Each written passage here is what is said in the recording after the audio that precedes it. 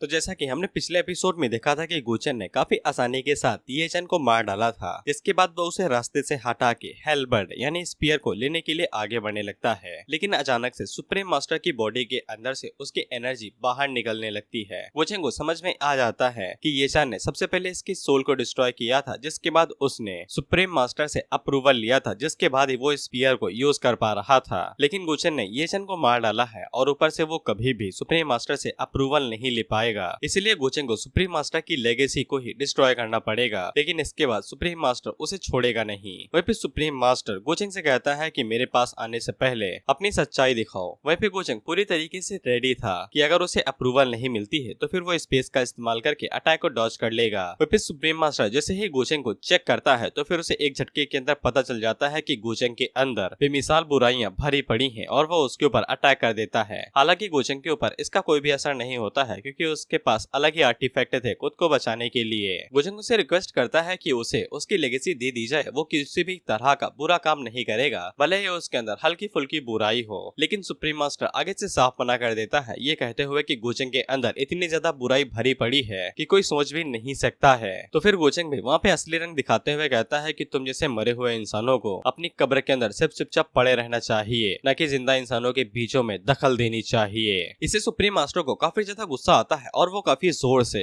गुचेन के ऊपर एक जोरदार हमला करता है। लेकिन गुचेन भी पूरी तरीके से रेडी था और वो अपने ऊपर मल्टीपल लेयर की बहुत सारी कोट लगा लेता है, जिससे बिल्डिंग के अंदर एक तगड़ा धमाका होता है और वो पूरी जगह ही टूटने लगती है। लेकिन गुचेन को कुछ भी नहीं हुआ था उसके आर्टिफैक्ट की वजह से। वहीं पे गुचेन भी आगे से कहता है कि डीमन हेलबर्ड यहाँ पे पड़े पड़े सिर्फ जंग ही खा रहा है, उसे किसी ऐसा इंसानों के हाथों में होना चाहिए जो उसका इस्तेमाल मारने के लिए करे। वहीं पे हेलबर्ड भी आगे से हिलते हुए हाँ कहता है। इस पे सुप्रीम मास्टर आगे से बताता है कि डीमन हेलबर्ड बहुत ज्यादा बुरी चीज है और अगर वो यहाँ से बाहर निकलती है तो वो किसी भी चीज को राख में बदल देगी। लेकिन गुचेन को इसे कोई फर्क नहीं पड़ता था। तो फिर सुप्रीम एल्डर आगे से अपनी एनर्जी को इकट्ठा करते हुए कहता है कि जो कोई भी इवल के रास्ते पे चलते हैं उनका मरना बहुत ज्यादा जरूरी है। लेकिन गुचेन आगे से कहता है कि तुम ही लोग कौन सा अच्छे हो जो सत्य के रास्ते पे चलते हैं। तुमने कई सारे लोगों को यहाँ पे बुलाया और वो सभी मारे जा रहे हैं और इसी तरीके से दूसरे लोग मरते हैं, तो फिर क्या तुम सेल्फिश नहीं हो जो ये सब कुछ खुद के लिए कर रहा है। इस पे सुप्रीम मास्टर आगे से बस इतना ही कहता है कि जो भी लोग कल्टीवेशन का रास्ता चुनते हैं उनके पास दो मौके होते हैं, या तो वो स्ट्रगल करेंगे और ताकतवर बनेंगे या फिर स्ट्रगल करते हुए ही मारे जाएंगे।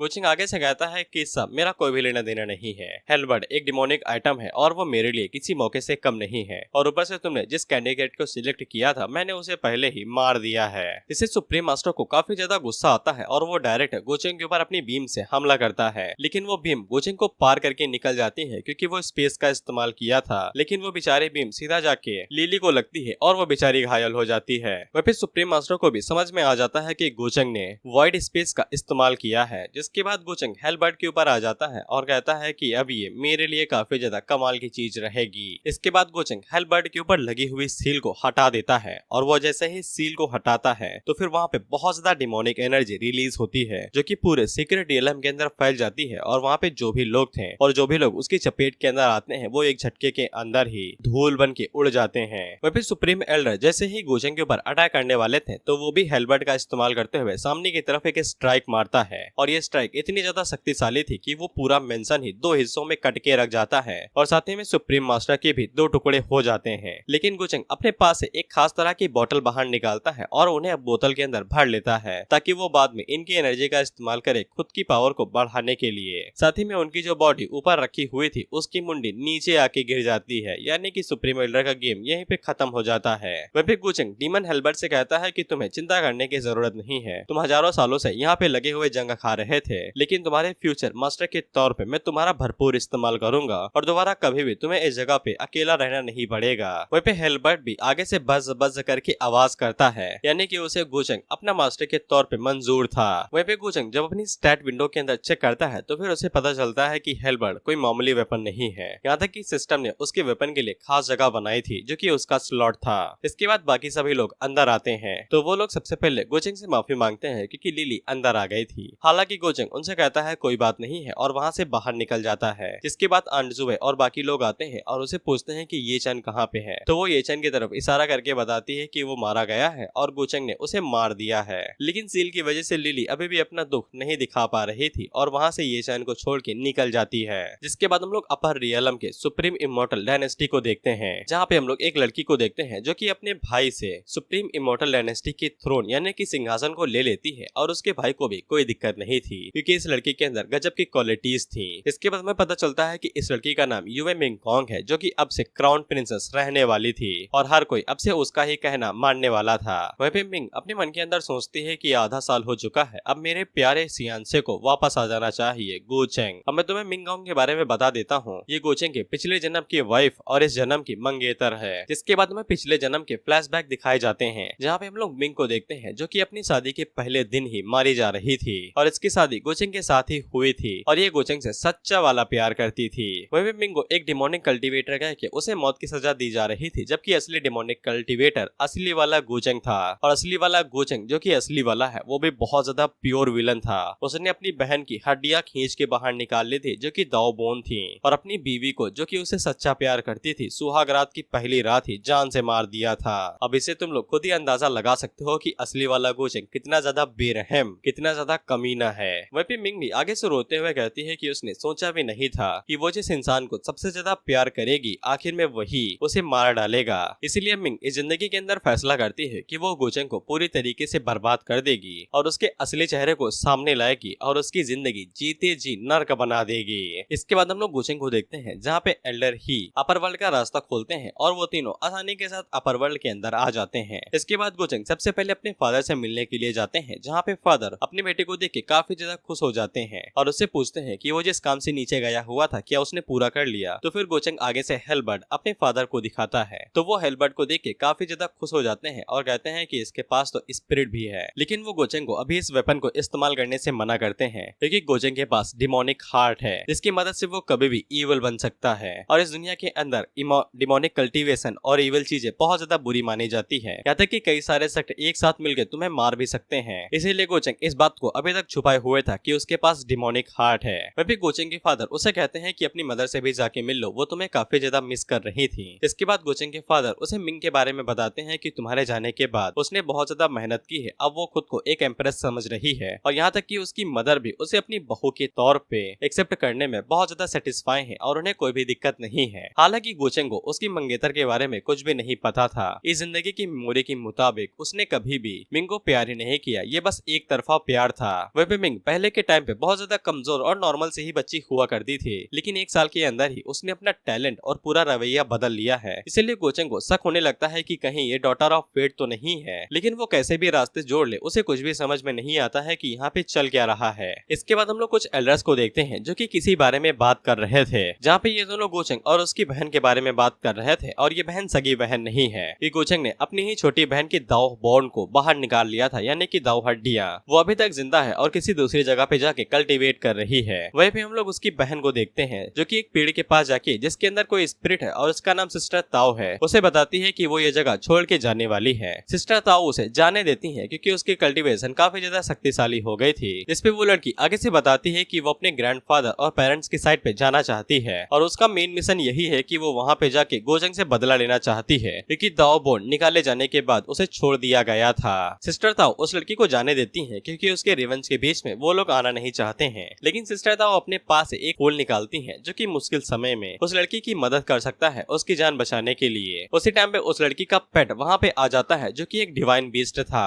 और वो लड़की उसके ऊपर बैठ के वहाँ से चली जाती है और रोते हुए कहती है कि यहाँ पे सिस्टर ताओ और बाकी सभी एल्डर्स ने उसका बहुत ज्यादा ख्याल रखा है और उसे काफी अच्छे से ट्रेन किया है, इसीलिए वो उन लोगों से मिलने के लिए जरूर वापस आएगी। इसके बाद हम लोग एल्डर ही को देखते हैं जो कि इमोर्टल लैंड के किसी बाहरी इलाके में जाते हैं, जहाँ पे वो सभी लोग बाहर आते हैं और उन्हें ग्रेट करते हैं और पूछते हैं कि वो लोग यहाँ पे किस लिए आए हैं। तो फिर एल्डर ही आगे से बताते हैं कि वो यहाँ पे किसी को ढूंढने के लिए आए हैं, जो कि और कोई नहीं ये लड़की गोचेंग की छोटी बहन जियान होती है। वह भी जियान को भी समझ में आ जाता है कि गोचेंग उसे ढूंढने की कोशिश कर रहा है और वो फैसला कर लेती है कि जब तक वो पूरी तरीके से गोचेंग के साथ फाइट करने के लिए रेडी नहीं हो जाती है तब तक वो छुप के ही रहेगी। इसके बाद वो वहाँ से खिसकने लगती है। वहीं पे हम लोग गोचेंग को देखते हैं जो कि उन सभी चीजों को कैलकुलेट करने की कोशिश कर रहा था, यहाँ पे चल क्या रहा है और क्या क्या होने वाला है। इसके बाद वो सिस्टम की मदद से वहाँ पे ब्रेक थ्रू कर लेता है, तो फिर बहुत ज्यादा एनर्जी रिलीज होती है और सभी को पता चल जाता है कि गोचेंग ने सक्सेसफुली ब्रेक थ्रू करके किंग फेस को अचीव कर लिया है। और मैं तुम्हें पहले ही बता दूं कि इसकी असली कल्टीवेशन वो छुपी हुई है। वह भी गोचेंग जैसे ही किंग फेस के अंदर आता है तो फिर उसे पता चल जाता है कि अब वो दुनिया के इमोशंस को भी फील कर सकता है। साथ ही में वो अपनी दाव बोन को देखता है जो कि उसने जियान से ही चुराई थी और उसे पता चल जाता है कि उसकी बहन अभी तक जिंदा है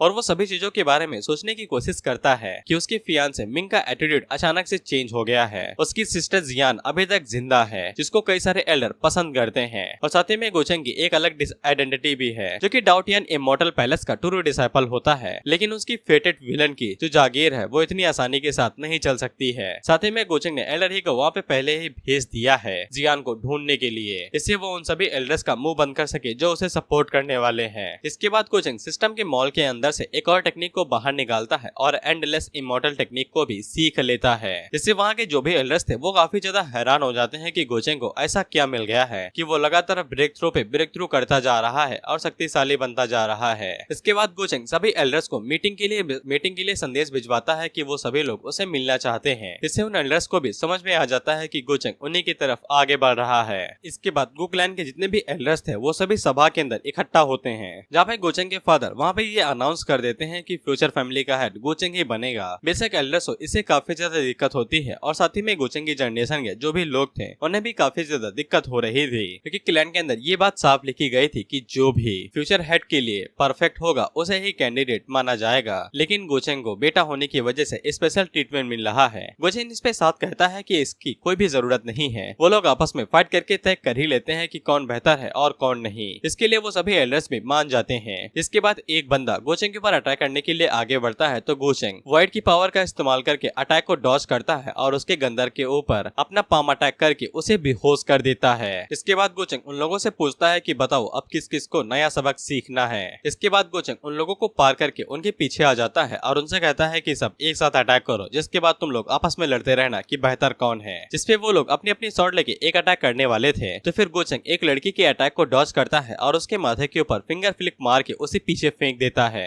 इसके बाद कुछ लड़के आगे बढ़ते हैं और गोचेंग के ऊपर अपनी अपनी टेक्निक का इस्तेमाल करते हुए अटैक करते हैं। हालांकि गोचेंग उन सभी के अटैक्स को डॉज करता है और उनके ऊपर पंचेस और पाम अटैक करते ही उन सभी को नॉकआउट करते जा रहा था। उसी टाइम पे एक और बंदा गोचेंग के ऊपर से डिवाइन किक से अटैक करता है, लेकिन गोचेंग उसे डॉज कर लेता है। तो फिर दूसरा बंदा आगे बढ़ता है जो कि गोचेंग के ऊपर स्पिरिचुअल शॉट से अटैक करता है, लेकिन गोचेंग उन सभी को भी डॉज कर लेता है। उसी टाइम पे तीसरा बंदा गोचेंग के ऊपर एक फायर अटैक करता है, लेकिन गोचेंग उसे अपने हाथों की मदद से ही अपने स्पेस के अंदर ट्रांसफर कर लेता है और जब दूसरी लड़की उसके ऊपर अटैक करने के लिए आ रही थी तो गोचेंग उसी के ऊपर वो फायर अटैक कर देता है, जिससे वो लड़की वहीं पे नॉकआउट हो जाती है। इसके बाद गोचेंग उड़ते हुए ऊपर की तरफ जा रहा था तो फिर उन्हें लगता है कि गोचेंग भागने की कोशिश कर रहा है, तो वो सभी भी गोचेंग का पीछा करने लगते हैं और उसके ऊपर अटैक करते हुए चोटी के ऊपर जाने लगते हैं। हालांकि गोचेंग यहाँ पे अपनी टेक्निक का इस्तेमाल करने के लिए आया था। इसके बाद वो एंडलेस इमॉर्टल टेक्निक का इस्तेमाल करता है तो आसमान से रोशनी चमकने लगती है। इसके बाद वहाँ पे एक बहुत बड़ा पाम आता है जो कि उन सभी लोगों के ऊपर एक ही बार में अटैक करता है और वो सभी लोग एक ही बार में नॉकआउट हो जाते हैं। गोचेंग के फादर आगे से कहते हैं कि अब यहाँ पे दूसरा कोई भी कैंडिडेट नहीं है, इसीलिए गोचेंग फैमिली हेड बनेगा।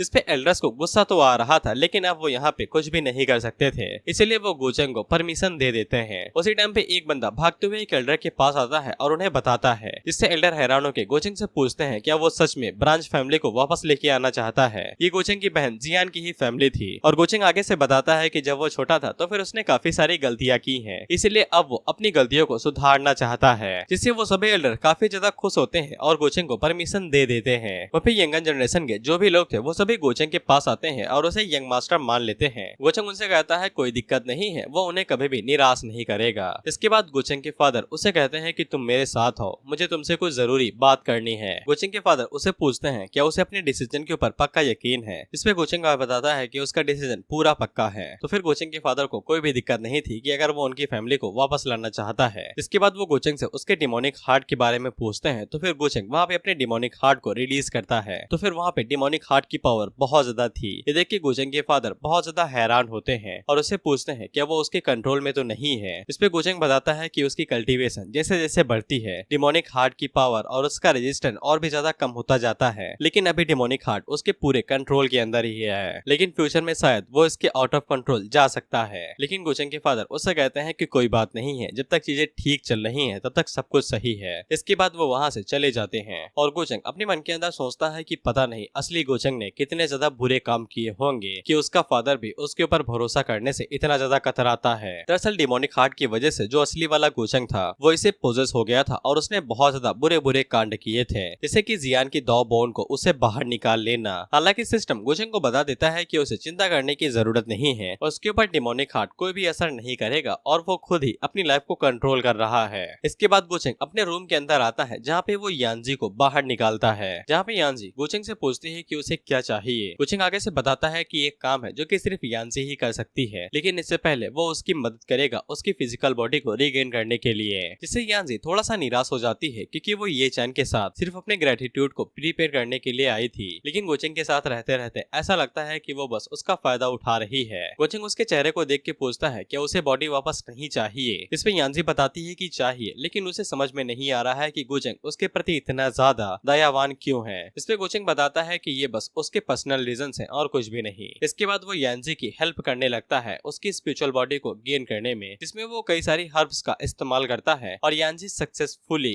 अपनी फिजिकल बॉडी को गेन कर लेती है। यहाँ तक कि यांजी भी हैरान हो जाती है कि उसके पास उसकी असली बॉडी आ गई और गोचेंग उसकी ठुड्डी को पकड़ के उससे कहता है कि इतना बुरा भी नहीं है। इसके बाद गोचेंग यांजी को उसके मिशन के बारे में बताता है कि उसे अबैंडन इमॉर्टल लैंड के अंदर जाता है और किसी चीज को ढूंढना है। इसके बाद वो यांजी को एक तलिस्मा भी देता है जो कि स्पेस ब्रेकिंग तलिस्मा था। इसकी मदद से वो कहीं से भी कहीं पे भाग के आ सकती है और अगर उसका सामना शक्तिशाली अपोनेंट से हो जाता है तो वो बिना किसी दिक्कत के इसका इस्तेमाल करके अपनी जान बचा ले, क्योंकि सेफ्टी सबसे ज्यादा मैटर करती है। इस पे यांजी आगे से कहती है कि वो पूरी कोशिश करेगी जिससे ये मिशन सक्सेसफुल हो सके। इसके बाद हम लोग गोचेंग को देखते हैं जो कि कीहान और सोकिंग को जैसे अल्केमी सेक्टर लेके जाता है और ये अल्केमी सेक्टर काफी ज्यादा बुरे हालातों में था। अगर यहाँ पे कुछ ताकतवर एल्डर्स ना होते तो ये काफी जल्दी ढह गया होता। वह गोचेंग यहाँ पे कीहान को छोड़ने वाला था क्योंकि कीहान का टैलेंट काफी ज्यादा कमाल का है और अगर गोचेंग इनकी सेक्ट की मदद करता है तो फिर ये लोग भी गोचेंग को फेवर्स देंगे। वहाँ पे गोचेंग जैसे ही वहाँ पे कीहान को लेके पहुँचता है तो फिर वहाँ पे एक एल्डर आता है जो कि गोचेंग को छोड़ के सीधा कीहान को चेक करता है और आगे से कहता है कि इसके अंदर कमाल का टैलेंट है और वो गोचेंग को ऑफर देने लगता है कि अगर वो कीहान को यहाँ पे 15 सालों के लिए छोड़ देता है तो फिर वो इसे कमाल का सेक्टर लीडर बना देगा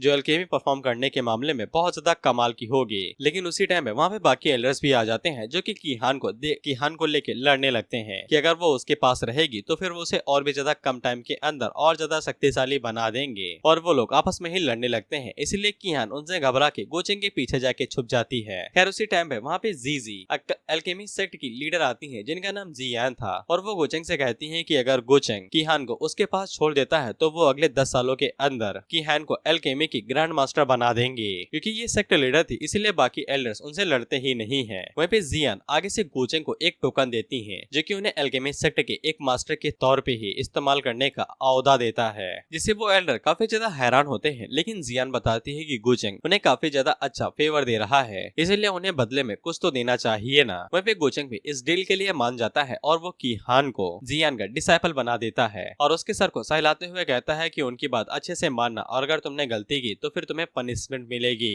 जिससे कीहान शर्माते हुए कहती है कि वो बिल्कुल और उसकी उम्मीदों पे खड़ा उतरेगी। इससे वो सभी लोग भी हैरान होकर अपने मन के अंदर सोचते हैं कि ये मेरी डिसाइपल है लेकिन मुझे कुछ तो गड़बड़ लग रही है। इसके बाद हम लोग सोकिंग को देखते हैं जो कि काफी ज्यादा उदास लग रही थी। गोचेंग उससे पूछता है कि तुम्हें क्या हुआ है तो फिर वो आगे से उदास होकर बताती है कि उसने कीहान के लिए काफी ज्यादा अरेंजमेंट्स कर दिए हैं लेकिन उसने सोकिंग के लिए अभी तक कुछ भी नहीं किया है। क्या गोचेंग को अब सोकिंग की जरूरत नहीं है? गोचेंग उसे बताता है कि अगर मुझे तुम्हारी जरूरत ही ना होती तो फिर मैं तुम्हें ऊपर लेके ही ना आता और नीचे छोड़ देता। तुम्हारी बुद्धि थोड़ी सी तेज है लेकिन इन सभी मामलों के अंदर तुम बेवकूफ बन जाती हो। जिसके बाद गोचेंग सोकिंग से पूछता है क्या कुछ ऐसा है जो तुम मुझे बताना चाहती हो। इस पे सोकिंग उसे बताती है कि वो सच में उसे कुछ छुपा रही है और वो उसे बताने लगती है कि वो दूसरे बेबीज के मुकाबले में जब से पैदा हुई है तब से ही अलग है, यहाँ तक कि उसके सी ऑफ कॉन्शियसनेस के अंदर भी गड़बड़ है। इस पे गोचेंग पीछे मुड़ के उससे कहता है कि तुम्हारा मतलब एक बॉडी के अंदर 2 सोल होने से है ना। इसको भाई पहले से ही पता था कि सोकिंग इसे क्या छुपा रही है। जिसपे कीहान आगे से हार में भरती है। गोचेंग अपने मन के अंदर सोचता है कि इसी वजह से मेरी लक वैल्यू काफी ज्यादा बढ़ रही थी इसकी ट्विन सोल होने की वजह से। इसके बाद गोचेंग उसे पूछता है कि अगर उसके पास दूसरी सोल है तो फिर उसके पास इंटेलिजेंस और पिछली लाइफ के मेमोरीज भी होनी चाहिए। क्या उसके पास उसकी दूसरी सोल की कोई मेमोरीज हैं? जिसपे सोकिंग उसे बताती है कि उसके पास है लेकिन वो धीरे धीरे करके गायब होने लगी है। लेकिन जब से वो अपर रियलम के अंदर आई है वो सभी फीलिंग्स और ज्यादा शक्तिशाली होती जा रही है। वह भी सोकिंग की दूसरी सोल उसे कहने लगती है कि अब वो लोग गोचेंग के के ऊपर भरोसा नहीं कर सकते हैं क्योंकि उसने गोचेंग को उनके सीक्रेट के बारे में बता दिया है। वह भी गोचेंग अपने मन के अंदर सोचता है कि अपर रियलम के अंदर किसी ग्रेट पावर की वजह से ये काफी बुरी तरीके से घायल हो गई होगी, जिसके बाद ये लोअर रियलम के अंदर रिकार्नेट हो गई होगी और सन ऑफ फेट की फीमेल लीड बन गई। लेकिन चीजें इतनी ज्यादा सिंपल तो नहीं लगती हैं। वह भी सोकिंग गोचेंग को बताती है कि उसे अक्सर एशियन बैटलफील्ड के सपने आते रहते हैं, जहाँ पे वो कई सारे लोगों को देखती है जो कि उसके सामने अपना सर झुका के उसकी पूजा करते हैं और उसने उन लोगों को कभी भी नहीं देखा है। और सपने के अंदर उसका चेहरा बहुत ज्यादा सैवेज और एकदम रूथलेस डेविल की तरह होता था, जो हर किसी चीज को डिस्ट्रॉय करना चाहती है। हालांकि गोचेंग उसे कहता है कि कोई बात नहीं है, उसे खुद इतना सब तो नहीं पता है, लेकिन अगर उसके पास एक दूसरी सोल है जो कि एक ही बॉडी के अंदर है, तो फिर उसके पास नॉर्मल लोगों के मुकाबले में बहुत ज्यादा चालाकी और विजडम है और इसके लिए ये बहुत ज्यादा फायदे का रहेगा अगर वो दोनों आपस में मिल जाती हैं और उसके लिए नई दुनिया के रास्ते खुल सकते हैं। इससे सोकिंग भी काफी ज्यादा खुश हो जाती है। वह गोचेंग अपने मन के अंदर सोचता है कि इस अजीब सी दुनिया के अंदर जहाँ पे हमेशा ये बात पता चल सकती है कि मेरे पास डिमोनिक हार्ट है, तो फिर क्या तुम मेरे लिए एक अच्छा टूल नहीं रहोगी जो कि मेरे लिए इन सभी चीजों को कवर कर सकता है। बड़ा हरामी है यार, सोकिंग को इस्तेमाल करना चाहता है खुद के फायदे के लिए ताकि इल्जाम लगा सके कि मेरे पास तो डिमोनिक हार्ट है ही नहीं, वो तो सोकिंग के पास है। इसके बाद गोचेंग सोकिंग से कहता है कि वो जब तक चीजें ऐसी चल रही हैं तब तक ऐसे ही रहे। कुछ ही टाइम के अंदर वो अपनी मदर के वापस जाएगा, जिसके बाद वो जो कि ताइचू टेम्पल के अंदर है, और अगर वो समझेंगे तो फिर वो तुम्हारी मदद जरूर करेंगी। और वो अपने मन के अंदर सोचता है कि ताइचू टेम्पल ही वो असली जगह थी जहाँ पे ताइचू डीमन कल्ट रहता था और डिमोनिक पावर के सक्सेसर के रूप में ये सारी चीजें उसी से कनेक्टेड हैं। इसीलिए गोचेंग को वहाँ पे जरूर जाना चाहिए। लिटरली ये भाई बहुत ज्यादा कमीना है, अगर इसे जरूरत पड़ी तो ये अपने फादर को भी एक झटके के अंदर मार सकता है। जिसके बाद हम लोग देखते हैं कि मिंग और उसके फादर गोचेंग के फादर से मिलने के लिए जाते हैं, जहाँ पे गोचेंग भी आने वाला था। मिंग हमें बताती है कि उसके फादर उसके प्रति बहुत ज्यादा स्ट्रिक्ट थे, लेकिन गोचेंग के फादर उसे अपनी बेटी की तरह ही ट्रीट करते थे। लेकिन गोचेंग के डिमोनिक हार्ट की वजह से वो धीरे धीरे करके बीमार होते गए और अपनी कल्टीवेशन को खो दिया और काफी ज्यादा बीमार हो गए। इसी चक्कर में गोचेंग की मदर भी ये सह नहीं पाई और वो भी बीमार हो गई और उनकी इलाज कभी भी नहीं मिल पाया। यहाँ तक कि गोचेंग ने जो जियान के साथ किया था उस वजह से भी गोचेंग के फादर को काफी ज्यादा चोट पहुंची थी, इसीलिए वो काफी ज्यादा बीमार हो गए। और मिंग अपने मन के अंदर सोचती है कि पता नहीं गोचेंग कितने सारे लोगों को चोट पहुंचाएगा। और उसी टाइम पे वहाँ पे गोचेंग भी आ जाता है। वहाँ पे गोचेंग के फादर गोचेंग और मिंग को एक साथ बाहर भेज देते हैं ताकि वो मिंग के फादर के साथ कोई जरूरी बात कर सके, जिसपे वो दोनों वहाँ से निकल जाते हैं और वो दोनों आपस में बात करते हुए कहते हैं कि दोनों बच्चे काफी बड़े हो चुके हैं। वहाँ पे गोचेंग मिंग को तीसरी नजरों से देख रहा था, तो फिर मिंग उससे पूछती है क्या मेरे चेहरे पे कुछ लगा है जो ऐसे घूर रहे हो। लेकिन गोचेंग असल में तो उसके लक पॉइंट्स को देख रहा था जो कि 8000 से भी ऊपर है। वहीं पे गोचेंग मिंग से पूछता है क्या तुम यहाँ पे सगाई तोड़ने के लिए आई हो। इससे मिंग को ऐसा लगता है कि गोचेंग को सच्चाई के बारे में पता चल चुका है, इसीलिए वो काफी प्यार से कहती है कि अगर उसे सगाई तोड़नी है तो फिर वो तोड़ सकता है, क्योंकि गोचेंग वैसे भी उससे नफरत ही करता आया है। हालांकि गोचेंग ऐसा बिल्कुल भी नहीं चाहता था, वो तो बस ऐसे ही बात कर रहा था। वहीं मिंग का प्लान ये था कि वो अभी एंगेजमेंट को तोड़ना नहीं चाहती है ताकि वो धीरे धीरे करके गोचेंग का भरोसा जीत सके। और जैसे ही गोचेंग मिंग के सामने अपना गार्ड ऑफ कर देगा तो फिर वो धीरे धीरे करके गोचेंग को खत्म कर देगी। अब यहाँ पे गोचेंग अपनी असली चाल चलना शुरू करता है और वो मिंग से कहता है कि उसने बीते सालों में उसको जैसे भी ट्रीट किया हो वो उसका पास्ट था, लेकिन अब से वो उसे बहुत ज्यादा अच्छे से ट्रीट करेगा और वो सगाई को भी नहीं तोड़ेगा। इससे मिंग को ऐसा लगने लगता है कि गोचेंग को पता चल चुका है कि वो रीबॉर्न हुई है, नहीं तो अचानक से इस कमीने का दिल तो नहीं बदलने वाला था। और वो खुद को समझा लेती है कि ये बस धोखा देने का तरीका है, उसे अपने मिशन के बारे में नहीं भूलना चाहिए। लेकिन गोचेंग तो उसके ऊपर प्यार ही बरसाया जा रहा था। उससे पूछता है कि तुम्हें इतना पसीना क्यों आ रहा है, क्या तुम्हें बुखार है, क्या तुम्हारी तबीयत खराब है। वहीं मिंग उसे पूछती है क्या तुम झूठ तो नहीं बोल रहे हो, तुम सच में सगाई नहीं तोड़ना चाहते ना, मैं बहुत ज्यादा खुश हूँ। इस पे गोचेंग उसे गले लगा लेता है और उससे कहता है कि बिल्कुल भी नहीं, वो उसे झूठ कैसे बोल सकता है। वहीं हमें तो पता है कि गोचेंग ऐसा क्यों कर रहा था और अपने मन के अंदर सोचता है कि तुम्हारी एक्टिंग लिन टियान से तो बिल्कुल भी अच्छी नहीं है। वहीं मिंग उसे पूछती है कि तुम अचानक से इतने अच्छे क्यों हो गए। गोचेंग बताता है अरे तुम मेरी बीवी हो भाई, फ्यूचर में बनने वाली हो, मैं तुमसे नाइस कैसे नहीं रहूंगा। जिसमें मिंग की आंखों में आंसू आ जाते हैं और वो मन के अंदर सोचते हैं कि पिछले जिंदगी में जब शॉर्ट से मेरा दिल चीर दिया था तब याद नहीं आया था कि मैं तुम्हारी बीवी थी। इसके बाद वो अनकंफर्टेबल होके वहाँ से चली जाती है। उसकी जाने के बाद सिस्टम गोचेंग के पास आता है और उसे बताता है कि मिंग डॉटर ऑफ फेट है और वो रिबॉर्न होके एक एम्प्रेस बनी है जिसके दिल के अंदर प्यार और नफरत बहुत ज्यादा गहराई से घुसी हुई है। इसीलिए गोचेंग को दो ऑप्शन दिए जाते हैं, पहला तो ये है कि उसे पीछे जाओ, उसे मनाओ, उसको प्यार दो और उसे अपना कर लो, और दूसरा ये था कि डायरेक्ट मार दो, और दोनों रिवॉर्ड सेम ही थे। थे। 5000 लक पॉइंट, 25,000 डायनेस्टी पॉइंट। और मैं गारंटी देता हूँ कि अगर यहाँ पे लड़का होता तो भाई पक्का सीधा मारने वाला ऑप्शन चूज करता, लेकिन लड़की है तो सीधा डॉटर को बचाने वाला किया है। क्योंकि गोचंग ने सेकंड ऑप्शन चूज किया था तो फिर उसे वो सभी चीजें दिखाई जाती हैं जो कि मिंग और उसके बीच में पिछले लाइफ के दौरान हुई थी, और उसे पता चल जाता है कि मिंग को बहुत ज्यादा इमोशनल डैमेज हुआ था।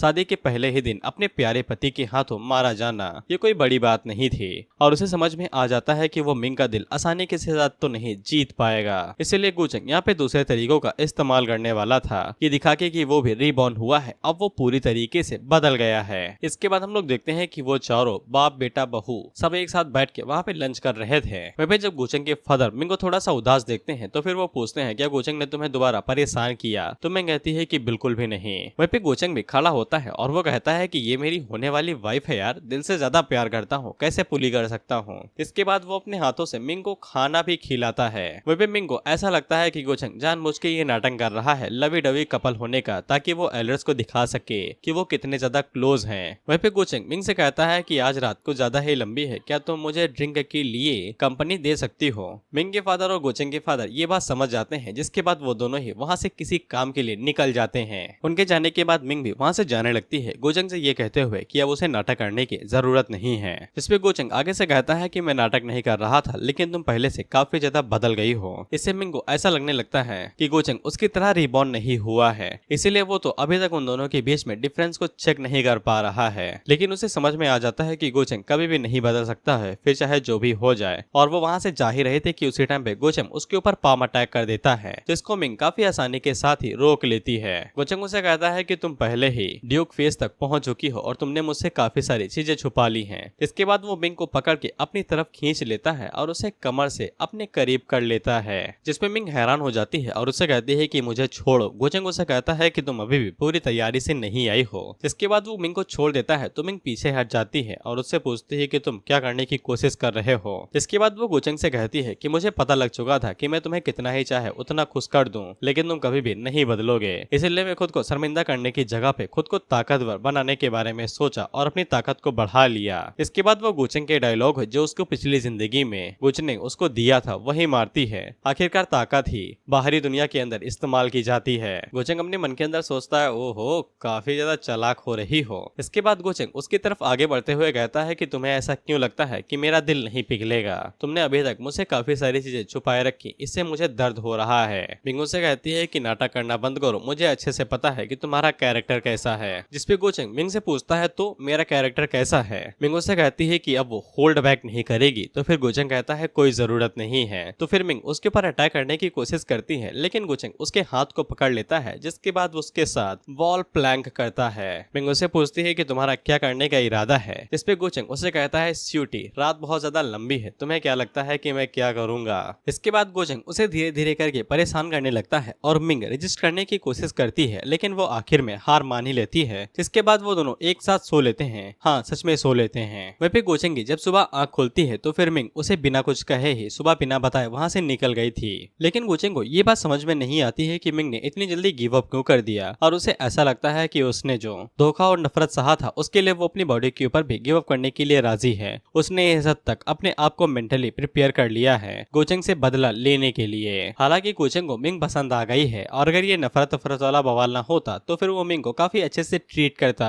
खैर गोचंग के पास नोटिफिकेशन आता है कि उसने मिंग को हल्का फुल्का तो अपनी तरफ कर ही लिया है, तो फिर इसीलिए उसकी लक वैल्यू बढ़ जाती है। इसके बाद गोचंग अपने कपड़े बदलता है और बाहर की तरफ निकल जाता है बाकी चीजों को संभालने के लिए, क्योंकि अभी मिंग वाला मामला थोड़ी देर के लिए शांत हो गया है। वहीं पे हम लोग मिंग को देखते हैं जो कि एक अपनी सर्वेंट से पूछती है कि उसे गोचंग कैसा लगता है, तो वो आगे से यही बताती है कि लोग मानते हैं कि वो बहुत ज्यादा घटिया और कमीना है, लेकिन उस सर्वेंट को ऐसा लगता है कि गोचंग काफी ज्यादा ठीक है और उसने मिंग को भी काफी अच्छे से ट्रीट किया है। वहीं पे मिंग को तो पहले से ही पता था कि गोचंग कितना ज्यादा अच्छा है, लेकिन उसे ये बात समझ में नहीं आ रही थी कि उसके पास 2 जिंदगियों का एक्सपीरियंस है, लेकिन इसके बावजूद वो गोचंग की किसी भी चीज को समझ क्यों नहीं पा रही है। खैर वो अभी के लिए इन सभी चीजों को इग्नोर करती है, बस इतना ही सोचती है कि अगर गोचंग उसे कभी भी नुकसान पहुंचाने के बारे में सोचता भी है तो वो उससे बदला जरूर लेगी, क्योंकि मिंग ने देख लिया है कि गोचंग अब पिछली लाइफ की तरह नहीं है, तो फिर मिंग उससे बदला नहीं लेगी, बस अपनी ताकत को ही बढ़ाएगी। लेकिन अगर गोचंग उसके पीछे आता है तो फिर वो बदला जरूर लेगी। इसके बाद हम लोग सिस्टर यांजी को देखते हैं जो कि अबैंडन लैंड गई हुई थी, और तभी उनके ऊपर वहाँ के मास्टर्स अटैक ट्राई कर देते हैं तो फिर वो जल्दी से गोचेंग के तलिस्मा का इस्तेमाल करती हैं और वहाँ से बच के निकल जाती हैं और अपने मन के अंदर सोचती हैं कि इस जगह पे इतने ताकतवर मास्टर कैसे हो सकते हैं और वो भागते हुए बस यही सोचती है कि उसे गोचेंग को इसके बारे में बताना पड़ेगा। जिसके बाद हमें पता चलता है कि इमोर्टल अबैंडन लैंड ये वही जगह है जहाँ पे गोचेंग की छोटी बहन जियान ट्रेनिंग करती आई हुई थी सेक्टर से बाहर निकालने जाने के बाद। और ये सभी एल्डर्स भी अपने मन के अंदर यही सोचते हैं कि उसके पास गोचेंग फैमिली की तरफ से कोई भी औरा नहीं था और इन्हें कुछ भी समझ में नहीं आता है कि यानजी यहाँ पे जियान के लिए आई थी या फिर किसी और काम से। खैर इसके बाद हम लोग जियान को देखते हैं जो कि आसपास के एरिया में भटक रही थी और तभी उसे गले के ऊपर लगे हुए स्टॉल के ऊपर कुछ चीजें दिखाई देती है जिनको वो बिल्कुल भी खरीद नहीं सकती थी और वो अपने मन के अंदर सोचती है कि अगर ये गोचेंग वाला बवाल ना होता तो फिर वो इतना ज्यादा गरीबी में ना डूबती कि वो छोटी सी चीज को भी ना खरीद पाती। खैर जियान वहाँ से जा ही रही थी कि उसी टाइम पे वहाँ पे यंग मास्टर फैमिली का कोई बंदा आ जाता है जो कि जियान के ऊपर लाइन मारने की कोशिश करता है। हालांकि जियान उसे इग्नोर करती है लेकिन वो जबरदस्ती ही लाइन मारना चाहता था। खैर वो जियान के साथ आगे कुछ कर पाता कि इससे पहले ही वहाँ पे गोचेंग आ जाता है जो कि अपने बहुत बड़े ड्रैगन के ऊपर आया था। वहीं पे यानजी ने गोचेंग को सब कुछ पहले ही बता दिया था कि साओ जियान यहीं पे ही मिलेगी। खैर इसके बाद पता नहीं उस यंग मास्टर को क्या होता है लेकिन वो अचानक से जियान को पकड़ने का ऑर्डर दे देता है लेकिन गोचेंग के होते हुए जियान को कोई छू भी नहीं पाता है और वो बंदा गोचेंग से कहता है कि तुम क्या करने के बारे में सोच रहे हो लेकिन गोचेंग जियान से कहता है कि तुम कैसी हो। लेकिन उस बंदे को लगता है कि गोचेंग उससे बात कर रहा है तो वो उसे गले मिलने के लिए जाता है लेकिन गोचेंग उसे इग्नोर करके जियान के कंधे के ऊपर बैठे हुए उसके पेट को मार के पीछे फेंक देता है और जियान से कहता है कि काफी टाइम हो गया है, तुम लंबी और खूबसूरत दोनों हो गई हो। वहीं पे इस बंदे को काफी ज्यादा गुस्सा आ रहा था तो फिर गोचेंग उसके ऊपर एक कंटाप मारता है तो वो उड़ते हुए दूर जाके गिरता है और गोचेंग उसे कहता है कि तुम्हारी औकात क्या ही है जो तुम मुझे इस बीच उंगली कर सकते हो जब मैं अपनी बहन से बात कर रहा हूँ। जैसे वहाँ के सभी लोग हैरान हो जाते हैं क्योंकि उन्हें अच्छे से पता था कि गोचेंग ने अपनी बहन के साथ क्या कांड किया था। इस बात से जियान भी काफी ज्यादा गुस्सा होती है और गोचेंग से कहती है कि मैं तुम्हारी कोई बहन वहन नहीं हूँ, मैं बस यहाँ पे चीजों को बराबर करने के लिए आई हूँ लेकिन अभी ताकत के बीच में काफी ज्यादा बड़ा गैप है तो मैं अभी कोई भी कदम आगे नहीं बढ़ाऊंगी। गोचेंग उसकी तरफ देखता है और उससे कहता है कि अच्छी बात है कि तुम समझदार हो। वहीं पे वो बंदा गोचेंग से कहता है कि तुम्हारी हिम्मत किससे हुई मेरी फैमिली के होते हुए मुझे इतनी ज्यादा बेइज्जती करवाने की। वहीं पे गोचेंग उसे कहता है तुम्हें क्या लगता है कि तुम इतने वर्दी भी हो, सिर्फ एक मैं ही हूँ जो कि मेरी बहन को बुली कर सकता हूँ, इसीलिए तुम माफी अपनी मौत के साथ दोगे। जिसके बाद वो सामने की तरफ बस एक फिंगर फ्लिक मारता है और उस बंदे की आधी बॉडी हवा में ही गायब हो जाती है। वहीं पे गोचेंग का ड्रैगन उन दोनों गार्ड्स को पकड़ के उन्हें दबा के वहीं पे मार देता है लेकिन उसी टाइम पे वो बंदा एक खास तरह की टेक्निक का इस्तेमाल करता है और सिक्के को तोड़ के अपनी स्पिरिट फॉर्म में आ जाता है और वहां से बच के भाग जाता है। यानजी गोचेंग से पूछती है क्या वो उसको ऐसे ही जाने देगा, जिसपे गोचेंग बताता है कि वो थोड़ा सा काम का है इसीलिए मैं उसे जाने दे रहा हूँ। वो सभी लोग गोचेंग के बारे में बात करते हुए कहते हैं कि गोचेंग काफी ज्यादा शक्तिशाली है, उसे पक्का किंग फेस पे होना चाहिए लेकिन पूरे अपर रियलम के अंदर कोई भी ऐसा बंदा नहीं है जो कि इतनी कम उम्र में इस लेवल को अचीव कर ले। वहीं पे जियान भी इन सभी बातों से काफी ज्यादा हैरान होती है लेकिन उसे बाद में याद आता है कि उसे गोचेंग से कोई भी मदद नहीं लेनी है और वो साफ कह देती है कि वो गोचेंग को कोई भी थैंक यू नहीं कहेगी। गोचेंग को भी थैंक यू नहीं चाहिए था, वो बस सभी लोगों को ये बताना चाहता था कि उसको छोड़ के कोई भी उसकी बहन को बुली नहीं कर सकता है। लेकिन जियान को काफी ज्यादा गुस्सा आता है और वो चिल्लाते हुए कहती है कि उसे गोचेंग की कोई भी जरूरत नहीं है लेकिन गोचेंग उसे बताता है कि वो बस गिल्टी फील कर रहा है कि उसने जो पिछले टाइम के अंदर किया था और बेशक उसे मजा भी आता है जियान को इस तरह से चिढ़ाने में कि वो उससे कितना ज्यादा नफरत करती है। जियान गोचेंग से कहती है कि मैंने जो कुछ भी सहा है मैं वो सब कुछ तुम्हें दुगने दाम में वापस लौटाऊंगी। गोचेंग इसके बालों को सहलाते हुए कहता है ठीक है अच्छे से मेहनत करना। उसी टाइम पे गोचेंग के पास डाओटियन इमोर्टल पैलेस के कुछ डिसाइपल्स आते हैं जो कि गोचेंग को ले जाने के लिए आए थे जो उसने अभी यहाँ पे कांड किया है क्योंकि वो यंग मास्टर भी डाओटियन इमोर्टल पैलेस का ही डिसाइपल था।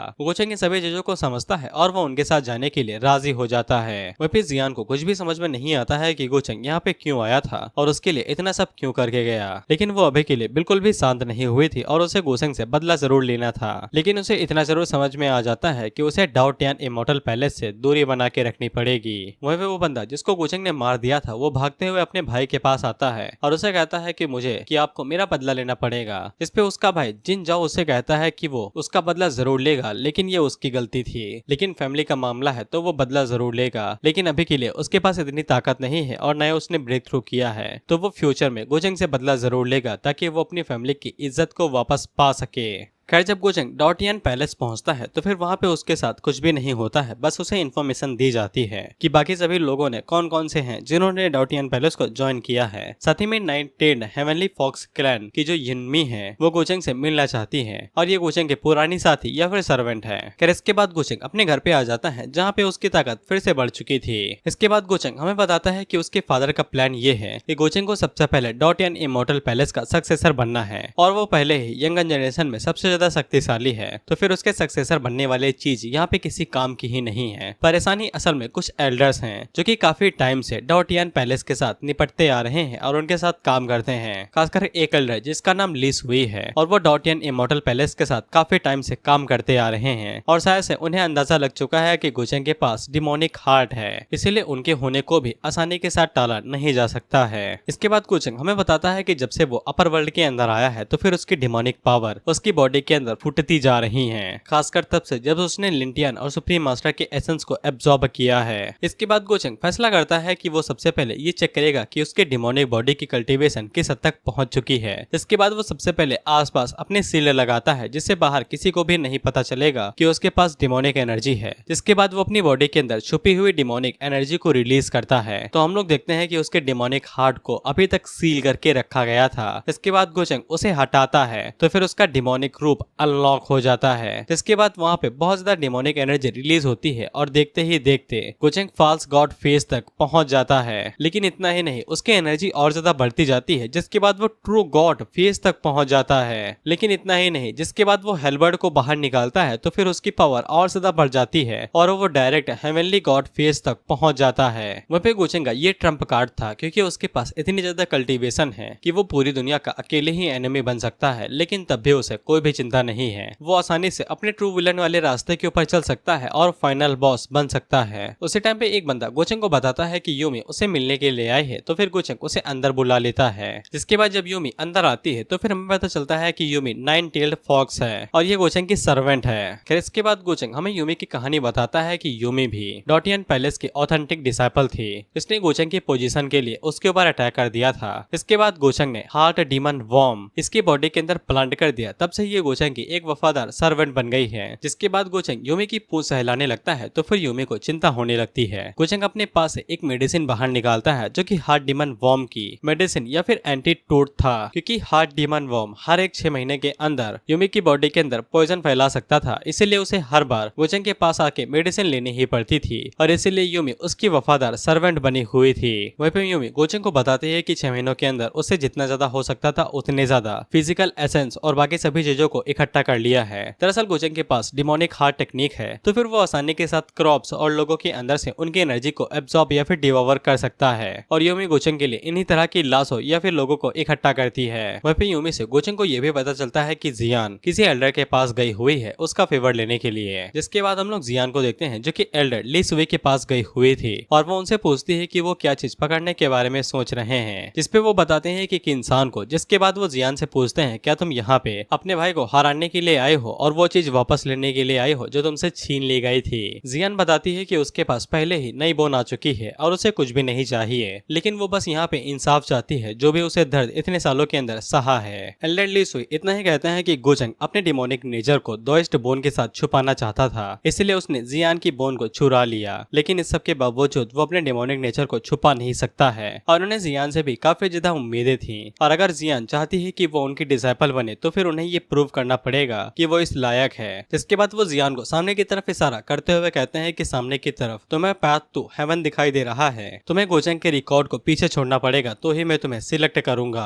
बेसिकली ये भाई टैलेंट नापने वाला कोई डिवाइस वाइज था जहाँ पे तुम जितना ज्यादा ऊपर जाओगे उतना अच्छा तुम्हारे पास टैलेंट है। एल्डर जियान को ये भी बताते हैं कि ये आसान नहीं होगा क्योंकि गोचेंग वहाँ पे 1,00,000 सालों से भी काफी टाइम तक टॉप पोजीशन पे अटका हुआ है और कोई भी उसे अभी तक बीट नहीं कर पाया है। लेकिन जियान को यकीन था कि वो गोचेंग को हरा सकती है। एल्डर जियान के कॉन्फिडेंस को देख के काफी ज्यादा खुश होते हैं। जिसके बाद उन्होंने जो फिशिंग रॉड पकड़ रखी थी उसकी मदद से वो जब उसे ऊपर खींचते हैं तो फिर आसमान से एक बहुत बड़ा ड्रैगन निकलता है जो कि चू डायनेस्टी का था। चू वो नियान है जो कि असल में एक बंदा है। वहीं पे ये जियान के बारे में पहले से ही जानता था और एल्डर चू से कहते हैं कि जाओ और जाके इसे इसका रास्ता दिखा दो कि हेवन पाथ तक कैसे पहुंचना है। वहीं पे चू अपने मन के अंदर सोचता है कि अगर ये भी गोचेंग से बदला लेना चाहती है तो फिर हम दोनों एक साथ हो सकते हैं। बेसिकली दुश्मन का दुश्मन पुरान दोस्त। दरअसल चू की फैमिली और गोचंग की फैमिली दोनों काफी टाइम से एक दूसरे की दुश्मन है, इसीलिए चू अपने मन के अंदर सोचता है कि वो जियान का काफी अच्छे से फायदा उठा सकता है। इसके बाद वो जियान को अपने साथ लेके हेवन के पाथ की तरफ जाने लगता है और रास्ते के बीच में वो जियान को भड़काने की कोशिश करता है, लेकिन जियान उसे कहती है कि ये उनका मामला है, इसीलिए उसे बीच में उंगली करने की जरूरत नहीं है। इससे चू भी हैरान होता है कि इसे तो खुश होना चाहिए था, ये भड़क क्यों गई। खैर जब वो दोनों टावर के पास पहुंचते हैं तो फिर उसी टाइम पे वहाँ पे यूमी और गोचेंग आ जाते हैं, जहाँ पे जियान गोचेंग को देख के बिल्कुल भी खुश होती नहीं है और उसे लड़ने लगती है। इस पे गोचेंग उससे कहता है कि मैं तो यहाँ पे तुमसे मिलने के लिए आया हूँ, तो फिर तुम्हें क्या दिक्कत हो रही है। लेकिन उसी टाइम पे चू बीच में कूद पड़ता है और वो गोचेंग से कहता है कि ये यहाँ पे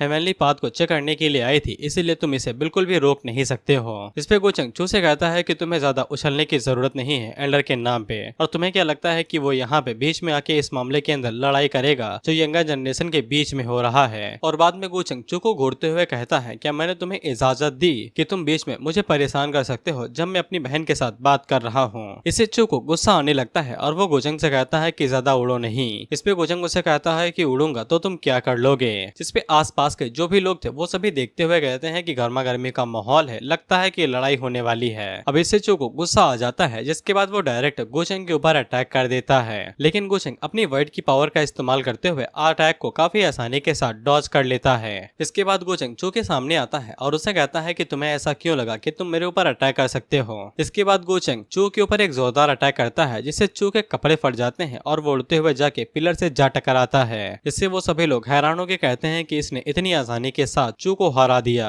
और उन्हें समझ में आ जाता है कि गोचेंग किंग फेस की इंटरमीडिएट स्टेज के ऊपर है, जो कि उसे ट्रू इमॉर्टल बनाता है। लेकिन जो इतनी आसानी के साथ हार नहीं मानता है, जिसके बाद वो अपनी ड्रैगन फॉर्म में आता है और गोचेंग के ऊपर अटैक करते हुए कहता है कि आज वो उसे यहाँ पे हरा के दिखा देगा कि उसका दोइस्ट हार्ट कितना ज्यादा शक्तिशाली है। हालांकि गोचेंग को इसी मौके का इंतजार था, लेकिन गोचेंग चू के ऊपर बस एक ही कंटा मारता है, जिससे वो जमीन के अंदर जा गड़ता है और एक ही बार में वो नॉकआउट हो जाता है। यूमी उससे पूछती है कि उसने चू को मारा क्यों नहीं, जिसपे गोचेंग आगे से बताता है कि इसका फैमिली बैकग्राउंड बहुत ज्यादा शक्तिशाली है और अगर वो इसे पब्लिक के अंदर मार देगा तो फिर बहुत ज्यादा परेशानी क्रिएट होगी। और वैसे भी वो यहाँ पे उसे अटैक करके ये दिखाना चाहता था कि वो कितना ज्यादा शक्तिशाली है। इसे एल्डर्स को भी पता लग जाएगा कि जब तक वो यहाँ पे है तब तक कोई भी सक्सेसर की पोजीशन के लिए कभी भी खड़ा नहीं हो सकता है। इसके बाद गोचेंग जियान की तरफ देखता है और चू के सर के ऊपर पैर रखते हुए उसके पास जाता है और उसे कहता है कि तुम खुश हो गए क्योंकि मैंने कमीने को अच्छा खासा सबक दिखा दिया। जिसपे जियान उसके ऊपर चिल्लाते हुए कहती है कि ऐसा कुछ भी नहीं है और मेरी चिंता तुम्हें करने की जरूरत नहीं है।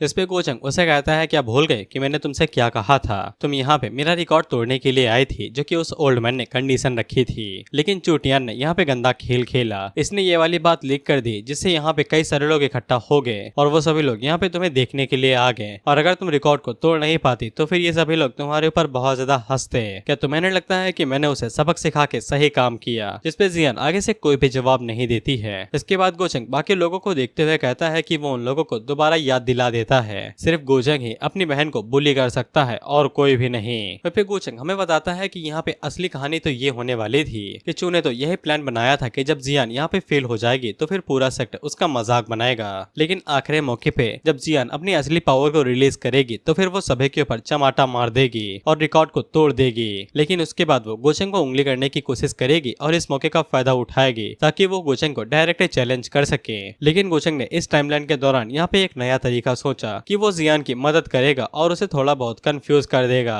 और वो जियान से कहता है कि उसे उसके ऊपर विश्वास है कि वो आसानी के साथ उसके रिकॉर्ड को तोड़ सकती है क्योंकि वो है तो उसी की बहन। और वो उसके सर को सहलाते हुए कहता है कि तुमने काफी सालों तक मेहनत की है, अगर तुम मेरे रिकॉर्ड को नहीं तोड़ोगी तो फिर और कौन तोड़ सकता है। लेकिन वो बाद में जियान को परेशान करते हुए कहता है कि ये मत सोचना कि तुमने रिकॉर्ड को तोड़ दिया है तो फिर तुम मुझे हरा भी सकती हो। इसे जियान को ये बात पता चल जाती है कि गोचेंग को पहले से ही पता था कि वो सीक्रेटली कल्टीवेट कर रही है और उसे मारने का इरादा कर रही है, लेकिन इसके बावजूद गोचेंग ने उसे कुछ भी नहीं किया और उसे ऐसा लगने लगता है कि गोचेंग ने पिछले सालों में जो भी कुछ उसके साथ किया होगा, यानी कि दोइस्ट बोन को उसकी बॉडी से खींच के बाहर निकाल लेना, ये मजबूरी में किया होगा। हालांकि जियान इस बात के ऊपर अभी यकीन नहीं करती है और इसे साइड में कर देती है। खैर इसके बाद जियान फ्लोर के ऊपर जाती है और वहाँ पे चढ़ना शुरू कर देती है। बस तुम्हें इसके ऊपर सीढ़ियां चढ़ते जाना है, लेकिन जो प्रेशर होगा वो तुम्हें रोकने की कोशिश करेगा और जितनी ज्यादा तुम्हारे पास एनर्जी होगी तुम उतने ज्यादा फ्लोर चढ़ते जाओगे। हम देखते हैं कि जब जियान चढ़ने की कोशिश कर रही थी तो फिर जंजीरें उसके पैरों को पकड़ने लगती हैं, लेकिन वो धीरे धीरे चढ़ते जाती जाती है, चढ़ते जाती है और बिना किसी दिक्कत के 15वें फ्लोर तक पहुंच जाती है। लेकिन 15वें फ्लोर को पार करते करते उसकी हालत खराब होने लगती है, लेकिन इसके बावजूद वो खुद के ऊपर जोर देते देते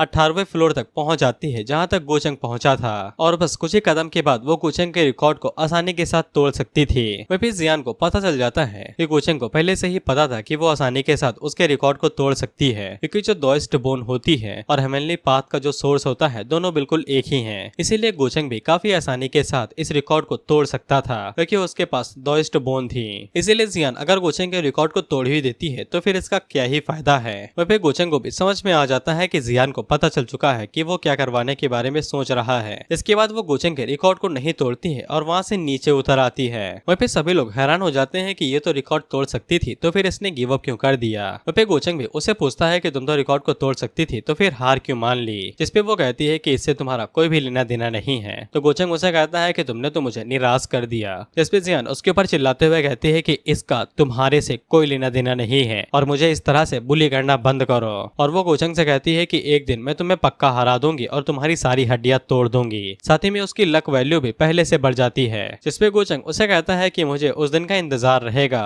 जिसके बाद हम लोग एशियन ये फैमिली को देखते हैं, जहाँ पे हम लोग आंट जुए को देखते हैं, जो कि लिली से पूछती हैं कि ये चैन को मरे हुए काफी ज्यादा टाइम हो गया है, क्या तुम अभी भी उसके लिए गिल्टी फील कर रही हो। जिसपे लिली अचानक से कहती है कि ये चैन बस एक चींटी था जिसके बुरे इरादे थे, तो फिर उसे ये चैन के लिए बुरा क्यों लगेगा। लेकिन जब से वो अपर वर्ल्ड के अंदर आई है तब से उसकी मेमोरी कुछ खो गई है, लेकिन बदले में उसे कुछ मेमोरी भी मिली है, लेकिन वो क्या है उसे कुछ समझ में नहीं आ रहा है। उसी टाइम पे वहाँ पे लिली का बड़ा भाई आता है जिसका नाम ये लैंग टियान था, और वो लिली से कहता है कि ऐसा लगता है कि तुम थक गई हो, तुम्हें आराम कर लेना चाहिए। जिसपे लिली अपने भाई से पूछती है क्या उसने गोचंग के बारे में सुना है। जिसपे लैंग टियान आगे से बताता है कि उसने गोचंग के बारे में सुना है, जो कि लोअर वर्ल्ड के अंदर गया हुआ था। और वो लिली से पूछता है क्या तुम्हारी मुलाकात उसके साथ हो गई थी और क्या उसने तुम्हें ज्यादा परेशान किया क्या। जिसपे लिली बताती है कि वो सिर्फ गोचंग के बारे में जानना चाहती है और कुछ भी नहीं। जिसपे लैंग टियान आगे से कहता है कि उसने भी गोचंग के बारे में सुना है और यंगन जनरेशन में उससे ज्यादा शक्तिशाली अभी यहाँ पे कोई भी नहीं है। उसी टाइम पे वहाँ पे एक सर्वेंट आता है जो कि लैंग टियान को बताता है कि येलिंग नाम का एक बंदा आया है जो कि उसे चैलेंज करना चाहता है और काफी सारे लोग वहाँ पे इकट्ठा हो गए हैं। लिली पूछती है कि ये येलिंग कौन है जो कि अपने भाई को चैलेंज करना चाहता है। जिसपे लैंग टियान बताता है कि जब वो सक्सेसर बनने के लिए फाइट कर रहा था तब उसने गलती से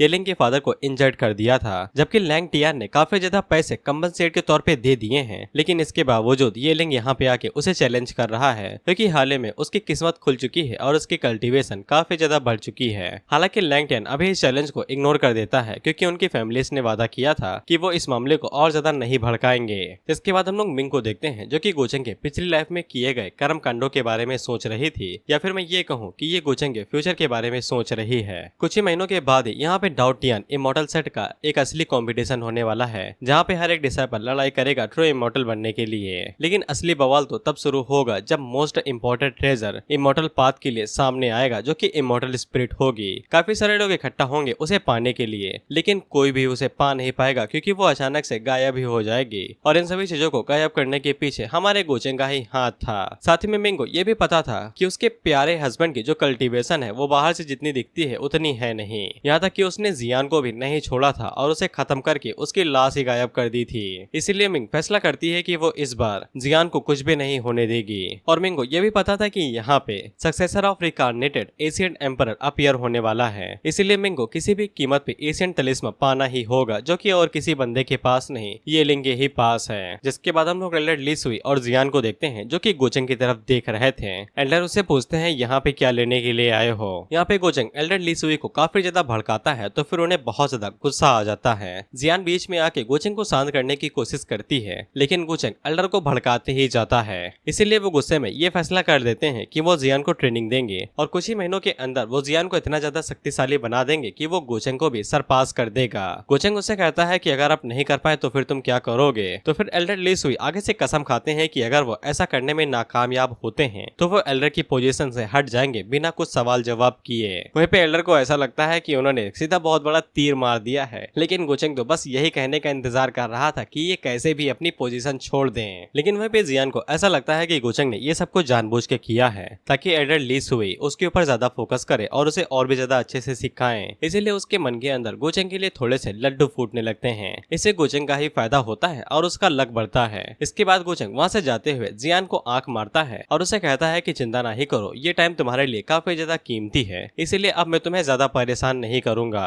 गुचेंग के जाने के बाद एल्डर फूट पड़ते हैं और चिल्लाते हुए कहते हैं कि ये बहुत ज्यादा कमीना है और वो जियान से कहते हैं कि तुम चिंता नहीं करो, मैं तुम्हें बहुत ज्यादा अच्छे से ट्रेन करूंगा और कुछ ही दिनों के अंदर तुम उसका मार मार के भरता बना दोगी। जियान को एल्डर से ये भी पता चलता है कि गुचेंग के पास डिमोनिक एनर्जी या फिर डिमोनिक नेचर जैसा कोई तो चीज है जो कि उसे भटकाती है और उसे कंट्रोल कर पाना काफी ज्यादा मुश्किल है। और एल्डर ये भी बताते हैं कि अगर गुचेंग के पास उसका डिमोनिक नेचर ना होता तो फिर उन्होंने गुचेंग को काफी टाइम पहले ही अपना डिसेबल बना लिया होता।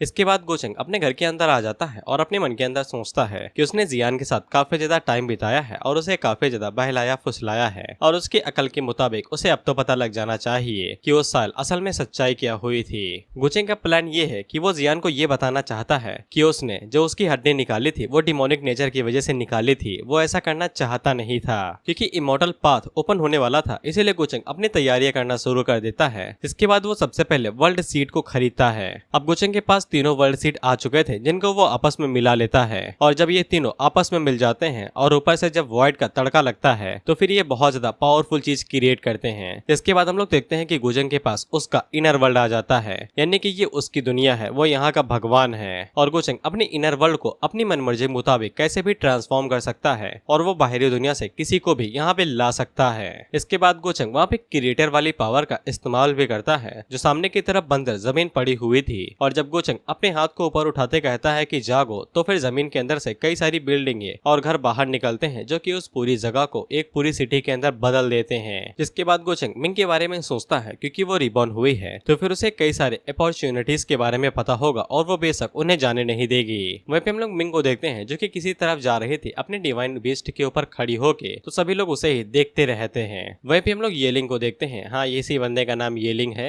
और ये भी मिंग के ऊपर लाइन मारने की कोशिश कर रहा था। खैर इसके पास एक लॉकेट है जिसके अंदर कोई तो आत्मा घुसी हुई है जो कि इसे गाइड करती है और बताती है कि औरतें छोड़ो, सीधा मंजिल पे ध्यान दो, तुम्हें किसी भी हालात में डाउट यानी इमॉर्टल पैलेस के अंदर दाखिला लेना ही है। हमें पता चलता है कि मिंग यहाँ पे एशियंट रिकार्नेशन सिंबल को लेने के लिए आई है जो कि येलिंग के पास है और लैंग टिया ने यहाँ पे येलिंग के साथ फाइट की थी जिसके बाद वो बुरी तरीके से हारा गया था और उसे काफी ज्यादा नुकसान हुआ था। लेकिन इन सभी चीजों की वजह से येलिंग काफी ज्यादा फेमस हो गया था जिसके बाद उसने दबदबे के अंदर आके गुचेंग से भी पंगा लेने की कोशिश की थी। लेकिन अभी उसकी ताकत सिर्फ ड्यूक फेस तक ही होगी, इसीलिए ये परफेक्ट टाइम होगा मिंग के लिए कि वो उस एशियंट सिंबल ऑफ रिकार्नेशन को ले सके, इसीलिए वो यहाँ पे ब्लैक स्टोन सिटी के अंदर आई हुई है। खैर येलिंग भाई साहब जैसे ही सिटी के अंदर एंटर होते हैं तो फिर उनका स्वागत सीधा अरे फॉर्मेशन के धमाकेदार हमले से किया जाता है। हालांकि जो लॉकेट था वो अपनी एबिलिटीज का इस्तेमाल करके उसे बचा लेता है और येलिंग चिल्ला के पूछता है कौन है जिसने मेरे ऊपर अटैक किया। इसके बाद आसपास 4 एल्डर बाहर निकलते हैं जो कि मिंगिंग की तरफ से ही भेजे गए थे और ये सभी लोग सेंट कल्टीवेटर थे।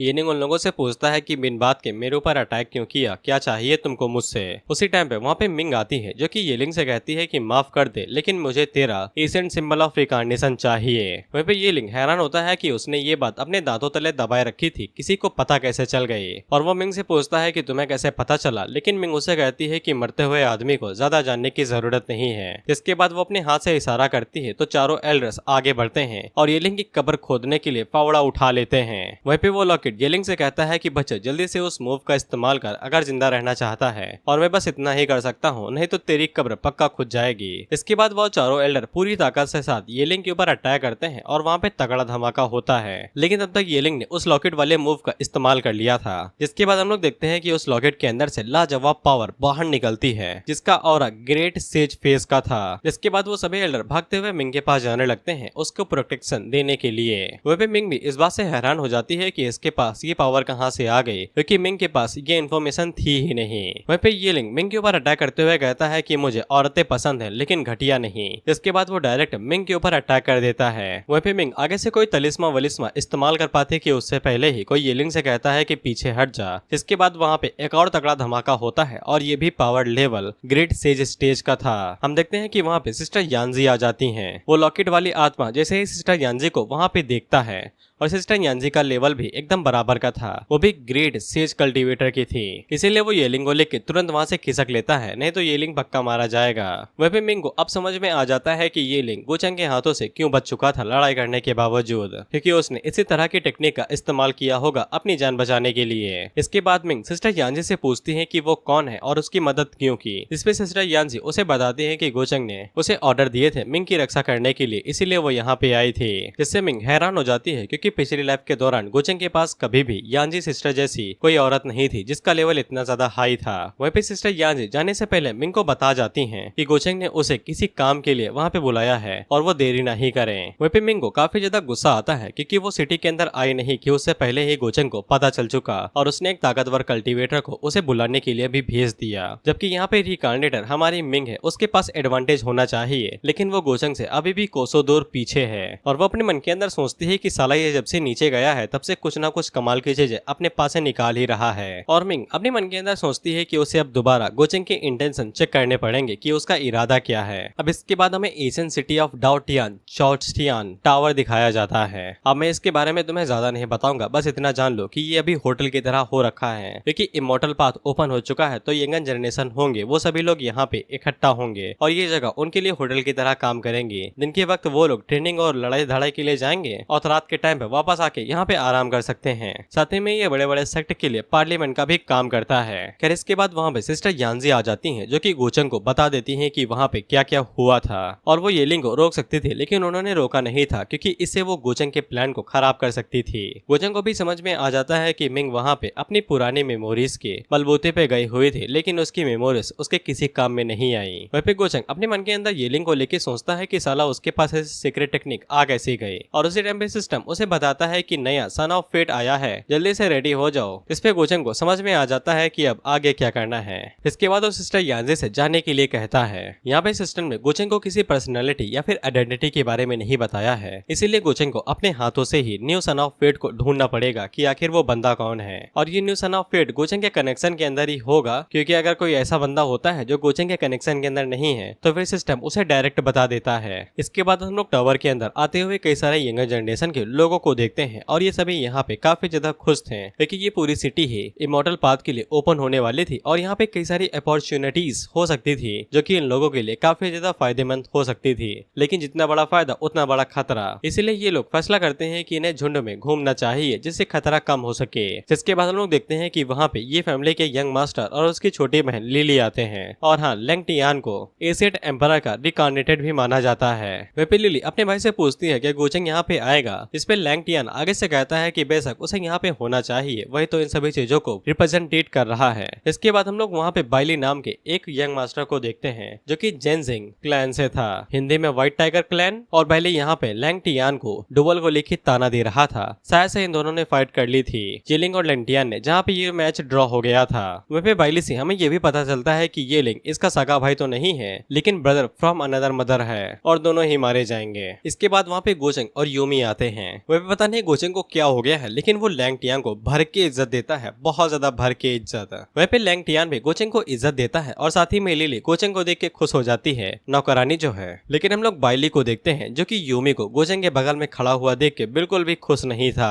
वह पे गोचंग लैंगटियान और लिली के साथ काफी ज्यादा बातें करता है और उनकी बातों से उसे इतना तो समझ में आ जाता है कि इसका टारगेट यहाँ पे येलिंग हो सकता है, लेकिन लैंगटियान बिल्कुल भी नहीं हो सकता है क्योंकि लैंगटियान तो सीधा बच्चा है और जो सन ऑफ फेट होते हैं वो बहुत ज्यादा कमीने और पाखंडी होते हैं। उसी टाइम पे गोचंग के पास सिस्टम का नोटिफिकेशन आता है जो कि उसे बताता है कि सन ऑफ फेट का जो रिलेशनशिप है प्यार मोहब्बत वाला, उसे डिस्ट्रॉय कर दो। गोचंग अपने मन के अंदर सोचता है निब्बा निब्बी का खेल और उसी टाइम पे बाइली आगे बढ़ता है जो कि यूमी को बुलाता है। इससे गोचंग को समझ में आ जाता है, अच्छा। इसके बाद गोचंग वहाँ पे अपनी चालें चलना शुरू करता है और वो यूमी से कहता है कि तुम्हारा फियांसे तुम्हें बुला रहा है, क्या तुम उसे जवाब नहीं दोगे या फिर तुम मेरी वजह से काफी ज्यादा सावधानी से आगे बढ़ रही हो। जिससे वहाँ पे सभी लोग बात करने लगते हैं कि बाइली और यूमी का ऐसा भी रिलेशनशिप है क्या, लेकिन मैंने तो ये सुना था कि गोचंग यहाँ पे भी सभी चीजों को मैनेज कर रहा है, यहाँ तक कि एल्डर्स भी हैं वो भी उससे ज्यादा पंगे लेने के बारे में नहीं सोचते हैं। हालांकि यूमी भी उसी की तरह एक ऑथेंटिक डिसाइपल है, लेकिन ऐसा लगता है कि यूमी उसे डर रही होगी। इससे बाइली के अंदर हीरो वाले गुण जाग जाते हैं और वो गोचंग से कहता है कि यूमी से दूर रहो। इस पे गोचंग आगे से कहता है कि मैं क्या कर रहा हूँ, मैं तो एक अच्छे बच्चे बड़े भाई की तरह उसे बस गाइडेंस दे रहा हूँ। लेकिन बाइली गोचंग से चिल्लाते हुए कहता है कि ये सब बकवास है, भले ही तुम शक्तिशाली हो लेकिन मुझे कमजोर मत आको। इस पे गोचंग उसे घूरते हुए कहता है क्या चैलेंज कर रहे हो क्या है? उसी टाइम पे यूमी बीच में आती है और वो गोचंग से कहती है कि बाइली के लिए चीजें ज्यादा मुश्किल ना करो और वो गोचंग से रिक्वेस्ट करती है कि बाइली यहाँ पे बस आया ही है और गोचंग उसकी खातिर बाइली को कुछ भी ना करे। इससे बाइली को ऐसा लगता है कि यूमी वहाँ पे उसे न जानने का बस दिखावा कर रही थी ताकि वो गोचंग से उसको बचा सके। वहीं पे सभी लोग अपने मन के अंदर सोचते हैं कि यूमी गोचंग के खिलाफ चले गए सिर्फ बाइली के लिए। ऐसा लगता है कि वो दोनों ही मारे जाने वाले हैं। वहीं पे गोचंग भी यूमी को घूरते हुए देख रहा था। हालांकि गोचंग अपने गुस्से को शांत करता है और उसे कहता है कि अगर तुम हो तो फिर मैं जाने दे रहा हूँ। जिसके बाद वो वहाँ से चला जाता है और यूमी अपना सर झुका से उसे शुक्रिया कहती है। लेकिन गोचंग जाते हुए वहाँ पे यूमी को धमकी देके जाता है कि यहाँ पे ये सभी शो होने वाला है और अगर वो गेस्ट को एंटरटेन नहीं कर सकती है तो फिर उसे यहाँ पे रात में रुकने की कोई भी जरूरत नहीं है। इससे बाइली को काफी ज्यादा गुस्सा आता है कि गोचंग उसकी होने वाली बीवी को इस तरीके से ऑर्डर दे रहा है। हालांकि यूमी तो अभी गोचंग के लिए ही काम कर रही थी, इसीलिए वो उसके पीछे जाने लगती है। लेकिन वो जाते हुए बाइली की तरफ देख के जाती है जस्ट लाइक लवर्स। बाइली भी अपना हाथ आगे बढ़ाता है लेकिन उसे समझ में आ जाता है कि रुकना पड़ेगा और वो अपना हाथ पीछे कर लेता है। जिसके बाद बाइली फैसला करता है कि वो जैसे ही इंटरमीडिएट किंग फेस पे पहुंच जाएगा तो वो गोचंग से बदला लेगा जो गोचंग ने आज उसकी बेइज्जती की है। वहीं पे हम लोग गोचंग और यूमी को देखते हैं जिन्हें अच्छे से पता लग चुका था कि मछली ने चारा पकड़ लिया है। इसके बाद वो दोनों अपने कमरे में आ जाते हैं और गोचंग भाई साहब हमें यहाँ पे अपना प्लान बताते हैं। दरअसल बाइली काफी ज्यादा इज्जतदार और समझदार क्लैन से आया है और उसे अच्छे से पता है कि अगर वो बाइली को डायरेक्ट उंगली करता है तो भी बाइली उसके ऊपर डायरेक्ट अटैक नहीं करेगा। लेकिन जब यूमी ने गोचंग के खिलाफ जाके उसकी साइड ली तो फिर यहाँ पे सभी को ये लगेगा कि बाइली एक कायर है जो औरतों के पीछे छुपता है खुद को बचाने के लिए और उसकी फियांसे जो कि कुछ सालों से किसी दूसरे मर्द के हाथों मैनिपुलेट हो रही है तो वो इस बेइज्जती को बिल्कुल भी सह नहीं पाएगा। इसके बाद वो अपने सबसे अच्छे भाई येलिंग के साथ मिलके गोचंग के ऊपर अटैक करेगा ताकि वो अपनी फियांसे को बचा सके। और जब वो दोनों चुपके से गोचंग के ऊपर अटैक करेंगे तो फिर गोचंग और यूमी उन्हें धर दबोचेंगे। खैर इसके बाद गोचंग वहाँ से जाते हुए यूमी से कहता है कि जाओ और जाके अपने फियांसे से मिल लो, वो भी काफी ज्यादा उदास होगा। हम लोग बाइली को देखते हैं जो कि सच में बहुत ज्यादा उदास था और बहुत ज्यादा गुस्से में था और सारा गुस्सा अपने नौकरों के ऊपर निकाल रहा था। खैर उसी टाइम पे यूमी वहाँ पे अपने फियांसे से मिलने के लिए आती है जो कि बिल्कुल परफेक्ट एक्टिंग करती है। यहाँ तक कि बाइली को भी पता नहीं चलता है कि यूमी उसके सामने एक्टिंग कर रही है और उसे बस इतना लगता है कि गोचंग यूमी को बहुत ज्यादा बुली कर रहा है और यूमी उसकी खातिर गोचंग के सामने खड़ी हुई थी। और साथ ही में मुर्गे को अच्छे से फंसाने के लिए यूमी उससे गले भी लग जाती है और उससे वादा लेती है कि इमोर्टल पाथ इवेंट खत्म होने के बाद क्या बाइली उसे इमोर्टल पैलेस से बाहर निकाल लेगा। जिसपे बाइली उसे वादा करता है कि वो बिल्कुल ऐसा ही करेगा और वो गोचंग को बहुत ज्यादा मारेगा क्योंकि उसने यूमी को बहुत ज्यादा बुली किया है। इसके बाद वो अपने पास से एक तलिस्मा बाहर निकालता है जिसकी मदद से यूमी उसे कभी भी कांटेक्ट कर सकती है। इसके बाद वो तलिस्मा यूमी ले लेती है और वहाँ से चली जाती है क्योंकि गोचंग उसे कभी भी वापस बुला सकता है। बाइली दरवाजा बंद करके अपने दिल के ऊपर हाथ रख लेता है और कहता है कि यूमी ने जो भी दर्द सहे हैं मैं उन सभी गोचंग से वापस लेके रहूंगा। खैर यूमी को जैसे ही समझ में आ जाता है कि कॉन्टैक्ट टूट चुका है तो फिर वो अपने असली रूप में आ जाती है और बाइली को गाली देते हुए कहती है कमीना साला। भाई तुमने इसके एक्सप्रेशन देखे कैसे एक झटके के अंदर बदल गए, बदरली से डायरेक्ट बास्टर्ड। वहीं पे बाइली फैसला करता है कि अब उसे येलिंग से मिलना ही पड़ेगा ताकि वो यूमी को बचा सके। इसके बाद हम लोग मिंग को देखते हैं और भी फिनिक्स से उस जगह पे पहुंच जाती है जहाँ पे सभी लोग हैं। वहीं पे हम लोग गोचंग को देखते हैं जिसके हाथों में तलिस्मा था। वहीं पे यूमी उसे सारी बातें बता देती है कि उनके बीच में क्या हुई थी और गुरुचेक अपने मन के अंदर सोचता है कि बाइली साला प्यार का कीड़ा है। साले को पता ही नहीं है कि एशियन टाइम में प्यार व्यार कुछ भी नहीं होता था, सिर्फ ताकत और रुतबा ही मायने रखता है। खैर गोचंग यूमी से कहता है कि तुम अपना फियांसे वाला खेल खेलती रहो और उसके ऊपर नजर रखती रहना और जो भी बातें हो मुझे बता देना और जब ये लिंग उसे मिले वो भी बात मुझे आके बता देना। इसके बाद गोचंग को पता चलता है कि क्राउन प्रिंसेस यानी कि मिंग आ चुकी है। वहीं पे हम लोग यूलिंग को देखते हैं जो कि जैसे ही मिंग को देखता है तो फिर उसकी सटक जाती है और अपने मन के अंदर सोचता है कि मैं इससे तो बाद में निपट लूंगा। मिंग जैसे ही नीचे उतरती है तो फिर गोचंग उसे वेलकम करने के लिए आता है लेकिन मिंग उसे कोई भी भाव नहीं देती है। इससे गोचंग का दिल टूट जाता है। वैसे बिना शादी के सुहागरात मनाने के बाद डायरेक्ट अब मिल रहे हैं। हालांकि मिंग गुस्सा गोचंग से इसलिए थी क्योंकि उसने एक औरत को उसे बुलाने के लिए भेजा था, इसीलिए गोचंग उसे सूंघते हुए कहता है कि मुझे तो किसी के जलने की खुशबू आ रही है। इसके बाद वो मिंग को बता देता है कि सिस्टर यानजी एक पावर हाउस है जो कि लोअर रियलम से लाई गई हैं और वो गोचंग की बस फॉलोवर हैं। और वो मिंग से पूछता है क्या तुम्हारा गुस्सा शांत हुआ। यूमी उसे कहती है कि तुम बहुत ज्यादा बड़े वाले हो, जल्दी से बताओ तुम्हें मुझसे क्या चाहिए। इस पे गोचंग उसे बताता है कि उसने यानजी से सुना था कि उसने एक कल्टीवेटर के ऊपर एम्बुश अटैक किया था लेकिन वो फेल हो गई और इसी वजह से मिंग को काफी ज्यादा गुस्सा आया है तो फिर गोचंग उसकी मदद कर सकता है उसे ढूंढ के बाहर निकाल के कुत्ते की तरह मारने में। इससे मिंग काफी ज्यादा हैरान हो जाती है कि गोचंग उसकी खातिर किसी को मारने के लिए भी राजी है जबकि वो अभी तक येलिंग के बारे में कुछ भी नहीं जानता है। मिंग उसे पूछती है क्या तुम किसी को भी मार दोगे अगर मैं उसे मारना चाहती हूँ। गोचंग उसे कहता है क्या फर्क पड़ता है, अगर तुम उसे मारना चाहती हो तो बेशक मैं तुम्हारी खातिर उसे मार दूंगा। वहीं पे मिंग अपने मन के अंदर सोचती है कि इसे अचानक से क्या हो गया। खैर क्या ही फर्क पड़ता है, गोचेंग के मुताबिक वो किसी को भी मारने वाले शब्द आसानी के साथ बोल ही सकता है, लेकिन ये मेरी खातिर ये लिंग को क्यों मारेगा। और देखते ही देखते मिंग का एटीट्यूड गोचेंग के लिए थोड़ा सा बदल जाता है, इसलिए सिस्टम गोचेंग को थोड़े से लक पॉइंट दे देता है। वहीं पे गोचेंग मिंग से पूछता है कि तुम ये लिंग को मारना चाहती थी, आखिर उसके पीछे वजह क्या थी? अगर तुम बताना चाहो तो बता सकती हो, नहीं बताओगी तो फिर मैं खुद ही पता लगा लूंगा। जिसपे मिंग आगे से शर्माते हुए बताती है कि ये कोई बड़ी चीज नहीं थी, बस ये लिंग के पास कोई इनहेरिटेंस थी, एशियन रिकार्नेशन बुक्स, और वो मिंग को चाहिए थी, इसीलिए वो यहाँ पे ये लिंग से लेने के लिए गई थी। गोचेंग आगे से कहता है कि अच्छा रिकार्नेशन बुक्स, और वो बाद में हैरान होकर मिंग से कहता है कि तुम एक बंदे को मारने के लिए चले गए, उससे उसके खजाने चुराने के लिए। इससे मिंग को काफी ज्यादा शर्मिंदगी महसूस होती है, क्योंकि ये लोग नोबल लोग हैं यार, ये लोग किसी से खजाना चुरा रहे हैं, जो कि बहुत ज्यादा घटिया बात है। इसीलिए गोचेंग मिंग की काफी ज्यादा बेइज्जती करता है और उसके इर्द गिर्द घूमते हुए कहने लगता है, मुझे तो ऐसा लगा था कि उसने तुम्हें गुस्सा दिला दिया होगा या फिर तुम्हें छेड़ दिया होगा, लेकिन तुम तो उल्टा उसी को लूटने के लिए चले गए थे। मैंने कभी भी नहीं सोचा था कि तुम ऐसा कुछ करोगे। जिससे मिंग को काफी ज्यादा गुस्सा आता है कि ये मेरे बारे में कितना कुछ बोलेगा, और वो गोचेंग के ऊपर चिल्लाते हुए कहती है कि तुम कौन सा अच्छे हो, तुम्हारी तो जो रूथलेसनेस है वो तो साला मुझसे भी ज्यादा है। लेकिन गोचेंग मिंग का हाथ पकड़ लेता है और वहाँ पे रोमांटिक माहौल बनाते हुए कहता है कि इस तरह के गंदे काम मेरे ऊपर ही छोड़ दो, ये तुम्हारे ऊपर शोभा नहीं करते हैं। अगर उसके कैरेक्टर के ऊपर इस तरह की चीजों का दाग लग गया तो फिर वो गोचेंग की प्यारी वाइफ कैसे बनी रहेगी। जिससे मिंग भी हैरान होती है कि इसके अंदर का सायर कैसे जाग उठा। इसके बाद हम लोग डॉटियन पैलेस के किसी ताकतवर बंदे को देखते हैं या फिर प्रिंसिपल को देखते हैं, जो कि इमोर्टल पाथ को खुलने को लेके बात कर रहे थे कि यहाँ पे कई सारे सेक्ट और अलग अलग तरह के लोग आने वाले हैं और उनकी यंगर जनरेशन कल्टीवेट करने के लिए जाएंगे। इसलिए वो एल्डर से पूछना चाहते हैं कि वो इस बारे में क्या सोचते हैं। जिसपे एक एल्डर आगे से कहता है कि ये मामला सभी पार्टीज के जरिए डिस्कस किया जाना चाहिए, क्योंकि इमोर्टल पाथ खुलने के साथ साथ अपॉर्चुनिटी के साथ साथ खतरा भी आता है, और अगर वो सभी डिसाइपल अंदर जाके मारे जाते हैं तो फिर सारा इल्जाम उन्हीं के ऊपर आएगा कि उन लोगों ने उन्हें अच्छे से प्रोटेक्ट नहीं किया। इसीलिए उन लोगों को इस मामले के ऊपर अच्छे से डिस्कस करना चाहिए।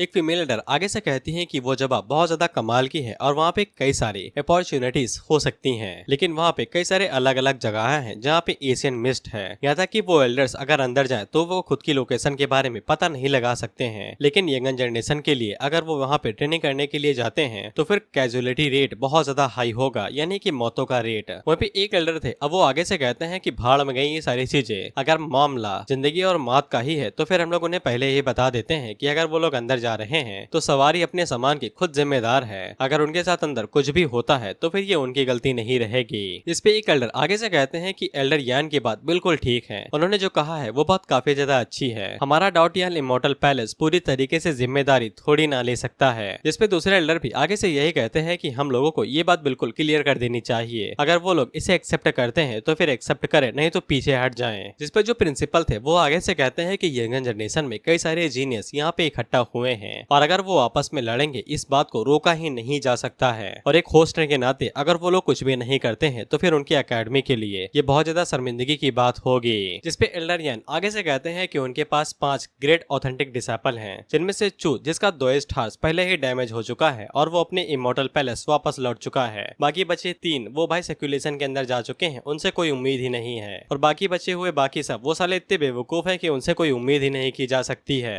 वही एल्डर यान सैवेज है, सीधा जवाब देते हैं। इसके बाद वो सभी एल्डर ली सुई की तरफ देखने लगते हैं, जिसपे एल्डर यान उन लोगों से चिल्लाते हुए कहते हैं कि गधों मेरी तरफ क्यों देख रहे हो, मेरा इससे कोई लेना देना नहीं है, पैलेस की रेपुटेशन गई तेल लेने, और अगर तुम लोग ये सोच रहे हो कि मैं अपना पर्सनल रिवेंज के चक्कर में तुम लोगों के बहकावे में आ जाऊंगा तो बिल्कुल भी मत सोचना। इसपे एक एल्डर आगे से कहता है कि नहीं नहीं, हम ऐसा नहीं करेंगे, हम लोग कैसे एक जूनियर के खिलाफ कोई भी लफड़ा कर सकते हैं, और वो आगे से कहते हैं कि अगर हम लोग गोचेंग को ये मौका देते भी हैं तो भी हमें लगता है कि वो हमारे पैलेस के ऊपर कोई खतरा डाल सकता है। जिसपे एल्डर ली सुई आगे से कहते हैं कि हमें घंटा फर्क नहीं पड़ता है कि गोचेंग क्या करता है, क्या लेना देना है, उसके जो भी एक्शन है उसका कोई भी अंदाजा नहीं लगा सकता है, लेकिन मेरी मानो तो फिर हम लोग उसे ही मौका दे सकते हैं, क्योंकि वो कभी भी सेक्ट के इंसेक्टर के खिलाफ बगावत नहीं करेगा, और अगर वो हमारे पैलेस को रिप्रेजेंटेट करता है तो फिर इससे हमारा स्टेटस बना रहेगा। बेसिकली यहाँ पे पैलेस के सक्सेसर के लेके बात हो रही थी कि कौन सक्सेसर बनने वाला है। वहीं पे गोचेंग ने पहले ही सारी चीजें सेट कर दी थी कि किसी भी रास्ते से चले जाओ सक्सेसर तुम्हें गोचेंग ही मिलेगा। अब इसके बाद एल्डर फंस जाते हैं, अब उन्हें गोचेंग से मिलने के लिए जाना ही पड़ेगा बातें करने के लिए, और इसी के साथ ये एपिसोड यहीं पे खत्म होता है।